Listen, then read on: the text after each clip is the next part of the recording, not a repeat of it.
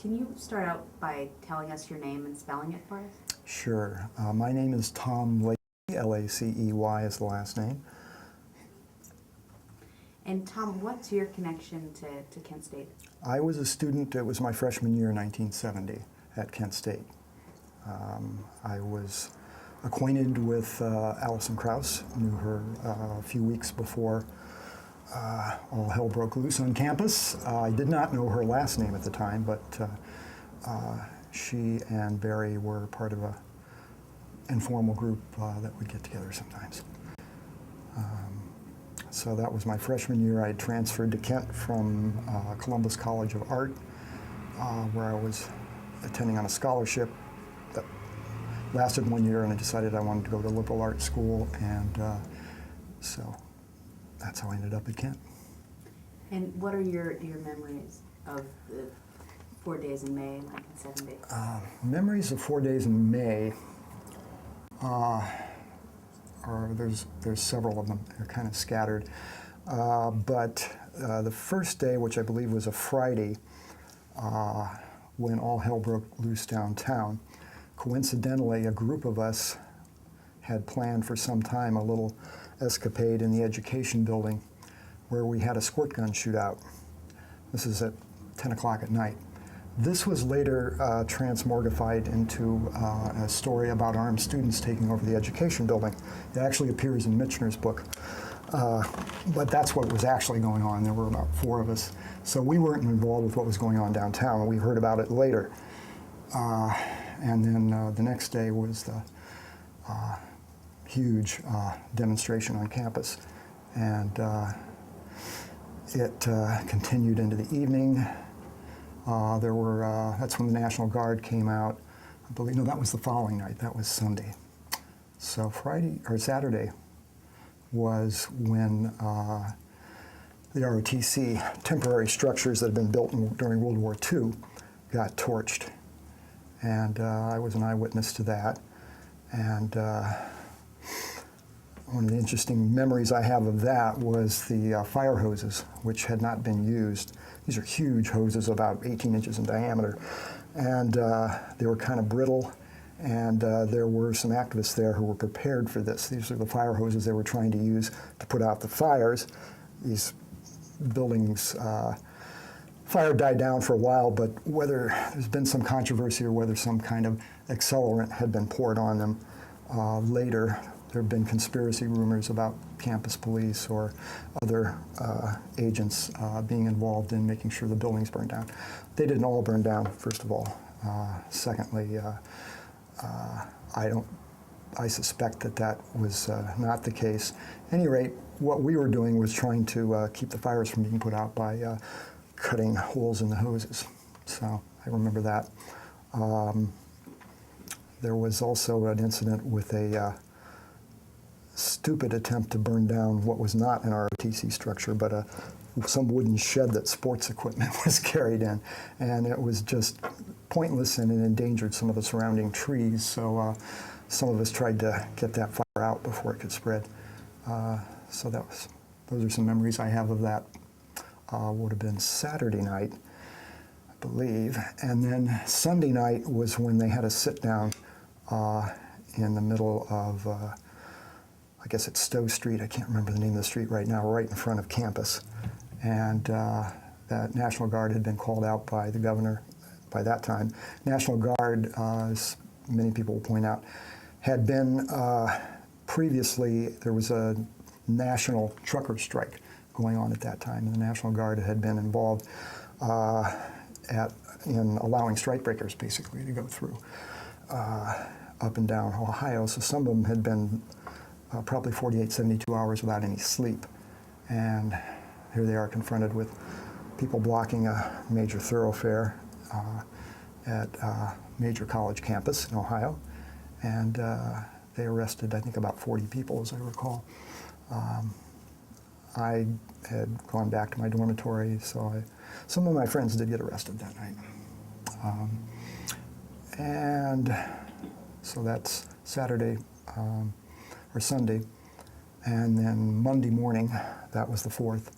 And we had spent part of Sunday evening This is a vivid memory. Up on the rooftops of the dormitories and the school buildings, there were helicopters, military helicopters with searchlights sweeping all around campus. We were up there, sort of an adventurous thing with rocks trying to knock out the lights. It never occurred to anybody that they could see us as easily, probably more easily than we could see them. And it would have been no trouble at all to pick a few of us off. That feeling of vulnerability did not really dawn on us until, I think, later, when we found out that students had been shot. I was on one side of Blanket Hill near my dormitory. We had gone, the cafeterias, interestingly, were still open even though it was essentially an occupied campus. And we went back out on the hill, and shortly after that, a teacher with a bullhorn, a history teacher as I recall, announced that 4 students had been shot, and I can remember his words very clearly. "They're shooting you. This has got to come to an end." And it was a very sobering moment.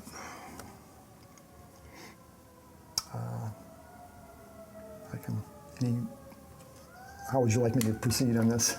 What did it mean to you to have your campus occupied by National Guardsmen?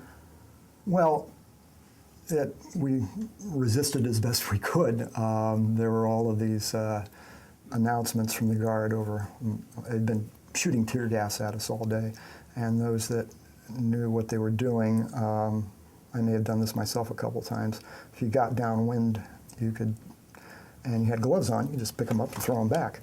As far as we were concerned, they had no business on our campus. We didn't invite them there. They were an occupying force to be resisted. It was a pretty visceral reaction. Did you imagine at the time that their guns were loaded? We didn't really think about it. I don't think most of us. The possibility that they would turn around and shoot us didn't really occur to us, I don't think. They were weekend soldiers, essentially. We took them seriously as a threat, but I don't think any of us were very cognizant of that it was going to be that kind of a threat. Do you remember your reaction when you found out that the students had been shot? Yeah, I remember thinking this is going to have an impact on the anti-war movement. This is going to have reverberations. That it was clear within a few minutes, to me anyway, that this was a very historical moment. Certainly was in my lifetime, but I think I was.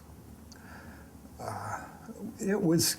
You got to understand is things started off on Friday. This was a demonstration, a reaction to the invasion of, or the public disclosure of U.S. troops in Laos and Cambodia, places where they had no business being, and it was a clear instance that the war was widening,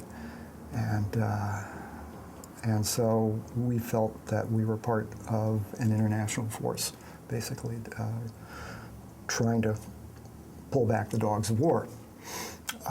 So, yeah, this was, we were, I think, aware that we were playing on a pretty big stage and that the world was watching. And we had to leave campus literally at gunpoint very shortly after that. And what do you think the impact was of what happened on May 4th at Kent? What do I think the impact was in terms of history? There's been a lot of historians have written on this because I saw firsthand a little bit of what happened because when we were forced out of campus, a lot of people had nowhere immediately to go. A huge portion, fairly large portion, I'd say, of the students were from out of state because Ohio was one of the few places, particularly people on the East Coast could go to get a reasonably priced college education. Tuition was a lot lower. So there were a lot of them from New Jersey, Pennsylvania, places like that. The plan to what to do when you got off campus, my folks lived anyway about 200 miles away. We all got into cars, and I had gone to art school in Columbus. There was somebody going to Ohio State from my dormitory, so a bunch of us got into a Volkswagen Bug and headed for Columbus. When we got there, by this time, schools were closing one right after the other all across the country, and there were huge demonstrations in Columbus. They took over major thoroughfares in Columbus, and I found myself involved with those demonstrations, and then managed to hitch a ride on a bus going back to Bowling Green, which the driver was able to let me out. My parents' house was close enough to the freeway that he was able to let me off within walking distance of my parents' house. So that's how I got home. Interesting story, shortly after leaving campus, we were stopped. Our car was stopped at gunpoint. And till you've had your car searched by the military, at the point of a gun, you haven't lived. It's just sort of a real visceral feeling that this is happening in the U.S. This is happening to you, and you have agents of the government with their guns pointed at you. So anyway, back to your original question about the historical impact. There's been a lot written on this, that the wave of student strikes that happened after that, it wasn't just students, it was also employees at the universities that walked out. And whether it's still true after some of the May 1st demonstrations that have been happening recently, at that time it was the largest, social historians have categorized it as probably the largest mass demonstration, national strike in U.S. history. It wasn't a labor strike per se, it was an anti-war strike. So that's of some significance. We haven't really seen anything close to that since. In sheer numbers, it may be, somebody can correct me on this, it may be that I think it was 2006, the first time they had the May Day strikes, in which the immigrant rights, Latinos and the immigrants' rights movements were leading the national strikes on May 1st. Those may have been larger. It's hard to say. And what has the impact been on your life? I think about this every once in a while. I think it made me more of a social justice activist than I was before. I had been politically active prior to that, but it made me think a lot more about what my priorities are, and it's probably meant that there were a lot of opportunities in terms of employment or career that I didn't take simply because I was preoccupied with doing other kinds of work. I had an art degree and did do some work in that field. Had illustrated a book for Knopf in 88, 89, but never really put any energy into furthering my career because I just seemed to have other things that were seemed more to the front. This has certainly had an impact on me financially. I've never had the kind of security that a lot of people have economically. And you become more aware of this, I think, as you get older. I'm fortunate enough to have a fairly good job in a union. I'm in a union working for a union, so I have a pension now, but that's fairly recent. Who do you think is responsible for what happened at Kent? I think ultimately the U.S. government. It would be good to know specifically how that incident actually happened. I think that would be both useful for those involved, particularly in the families of those involved, to have some sense of perspective on it. It's the show trial that the sham grand jury, whatever it was, back in 1970, 71. Was it 71? Yeah. Was basically scapegoated a bunch of students without ever holding anybody in the National Guard responsible for that. It's pretty clear, particularly with the new evidence that's come forward from the sound tapes, that there was an order to fire. I believe there's film footage that showed them all turning in unison. Or it may not actually be filmed. It seems to me but there is photographic evidence of that. There is a trail. Given what's happened with the shooting of civilians in Belfast, Bloody Sunday, and the willingness of, after years and years and years, I mean, this didn't happen that far after Kent State,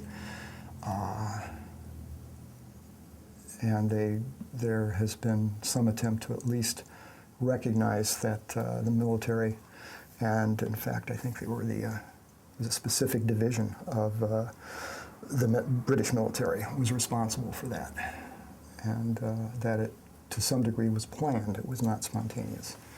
And we suspect that it may have been the case at Kent, and it would be good to get that information out in the public. Speaking personally and as a social justice activist, I think it's important to know what this government is capable of, how far it's willing to go to keep the citizenry in line. We didn't realize we were in the crosshairs at the time, but we clearly were. What do you think it would mean to have a formal apology from the government? I don't even know that an apology is entirely necessary. I think it would be more useful to just know what exactly happened, how far up the chain of command responsibility goes. Yeah, a formal apology would be nice, but for my own peace of mind, I would like to know exactly how that decision was made, who made it, and what is the likelihood of that occurring in the future.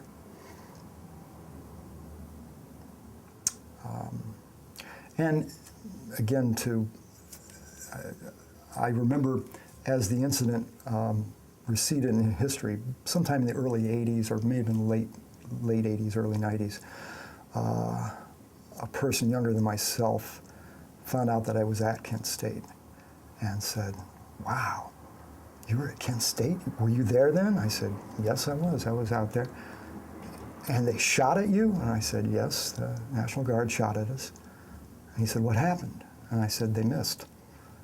And it's sort of a joke, but at the same time, there is this sense that I wasn't shot at, but somebody else lost their life. And it could have been me. And there is that sense of, I'm one of the ones that got spared, in a sense, so I have an obligation to talk about it. So that it is kind of cathartic to have this kind of opportunity to do that.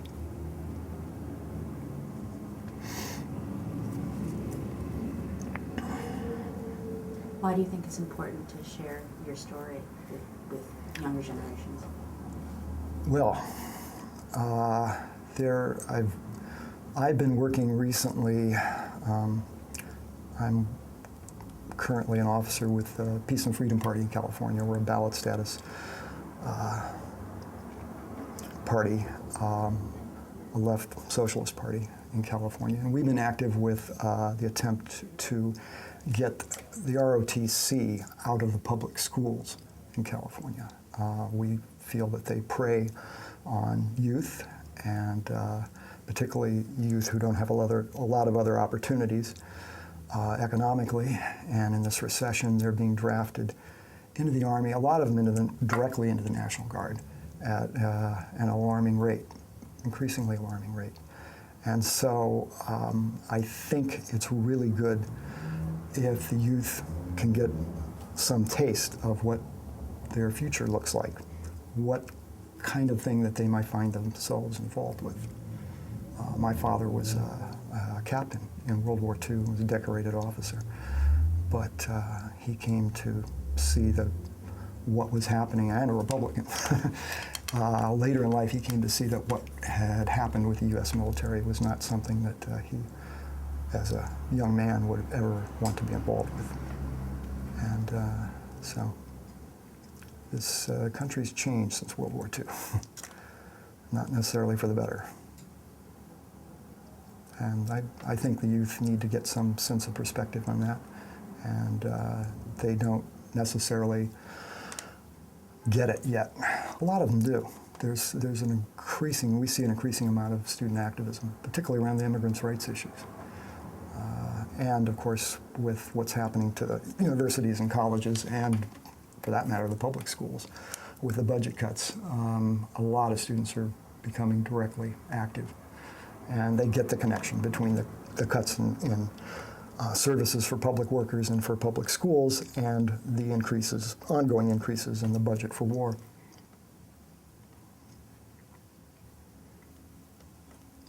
Well, thank you so much for coming and sharing with us today. Well, you're welcome.